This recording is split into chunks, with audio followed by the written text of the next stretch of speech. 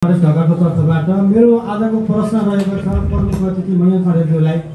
मैले धेरै ठाउँमा सुन्दै देख्दै आइरहेको छु, सबभन्दा धेरै पैसा कमाउने देश पनि कोरिया, सबभन्दा धेरै एन्जाइटी डिप्रेसन भएर रोग समस्याको समाधान हुन नसकेर विभिन्न रोगहरू उत्पन्न भएको देश पनि कोरिया। मेरो यति मात्रै प्रश्न हो कि हप्ताभरिका पीडित क्यान्सरहरूलाई हल गर्नको लागि धेरै नेपाली साथीहरू जानुहुन्छ, चर्चमा गएको देख्छु। हप्ताभरिका समस्यालाई समाधान गर्न गएर केही कुराहरू सुनेर समस्या समाधान हुन्छ कि भनेर जानुहुन्छ। मेरो यति मात्रै एउटा विनम्र छ कि धेरै साथीहरू, अस्ति मेरो एकजना मात्रै साथी डिप्रेसन भएर काम गर्न नसकेर नेपाल फर्किनु भयो। उहाँले सम्बन्धित व्यक्तिहरूले धेरै सङ्घ संस्थाहरू भनेर स्थापना गरिएको छ, खोलिएको छ।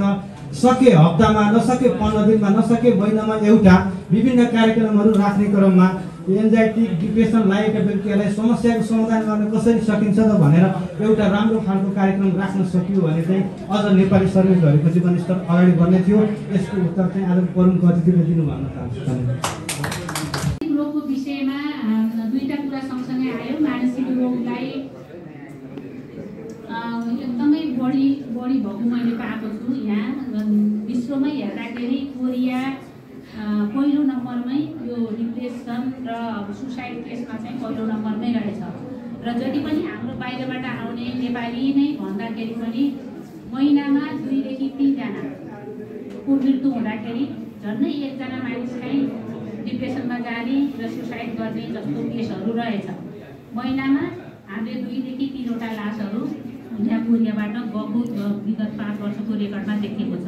जस्तो यो गत आगोमा अहिलेसम्म 6 महिनामा 18 जनाको मृत्यु भइसकेको छ र विगतको वर्षलाई हेर्दाखेरि अब 29 जनाको मृत्यु भएको छ भन्दाखेरि 12 गुणा 24 प्लस भयो, 29 जनाको 2 प्लसमा भयो।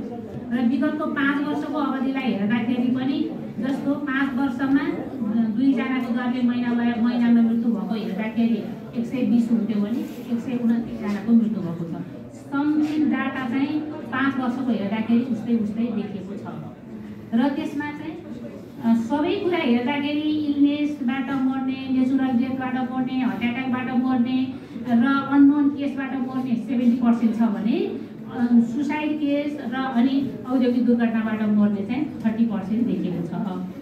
र हाम्रो महिलाहरूको विषयमा हेर्दाखेरि जुन E7 भिसाबाट आउने को डाटा केलाउँदाखेरि प्रत्येक 10 जना पुरुषमा 1 जना महिला E9 भिसाबाट आउने गरेको देखिएको छ। निकाल्न सक्ने अवस्था छैन। हामीले मृत्यु भएको अवस्थामा डेड बडी पठाउने, निःशुल्क रूपमा पठाउने, उहाँको सेवा सुविधाहरू दिने हामी गर्न सक्छौँ। र मानसिक रोग भएको अवस्थामा त्यो कम्पनीले नै केही बिहोर्नको लागि हामीले कम्पनीलाई भन्न चाहिँ हामीले रिक्वेस्ट गर्ने हो, तर कम्पनीले पनि गर्नै पर्छ भन्ने गरी कानुन छैन। यहाँले भनेको जस्तै हामीले जुन 17 वटा देशहरूमा एउटै नियम कानुन लागू गर्ने, त्यस कारणले गर्दा हामीले मात्रै नेपाललाई यसो गर उसो गर भनेर भन्न सकिँदैन।